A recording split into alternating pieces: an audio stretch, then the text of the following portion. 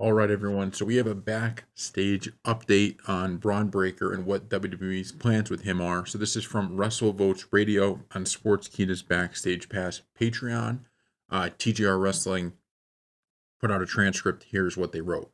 Joey Vogt stated, another thing that we're hearing in some interesting character development notes, as a source within Creative has told us the plan for Braun Breaker going forward is to remain somewhat neutral. As far as a heel and babyface tendency go, there seems to be a plan in place where in the ring, Breaker can portray the heelish side, but as a promo, can lean into the crowd as more of a baby face with his signature dog bark that leads to heavy crowd participation.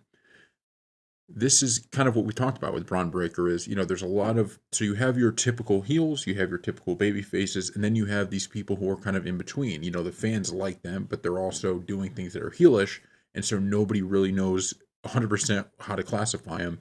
And I think with a character like Braun Breaker, that's the way to go, because you don't want to take away that heelish aspect because that's kind of what makes him that scarier figure.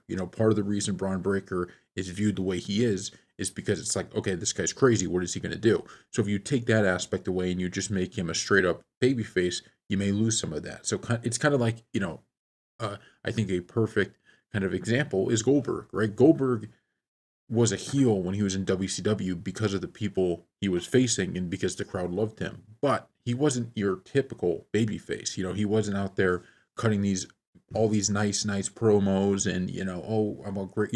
That's not what he was doing. He was a badass, but he was a babyface due to the people he was facing and people liking his character. And so they're doing similar things here with Braun.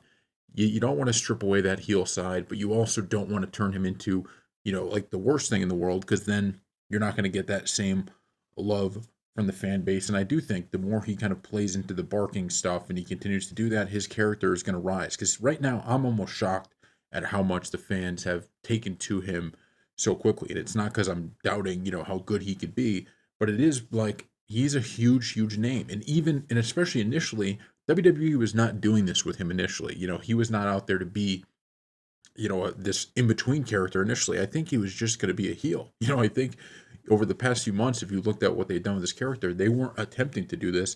It just happened. And with it happening the way it has, now he is one of the top people in the company. I know he's not in the, championship scene in terms of like any of the major titles, but he is a champ right now. And he's, dominating that portion of it. And it's going to be tough for him to rise up into any of those storylines that are currently ongoing, above him, but he doesn't need that. He's a big star on his own, what he's doing now. And I think WWE is doing a great job with him. And you could just keep cycling through different opponents and keep building him up until you officially give him that main event push. So thank you all for watching.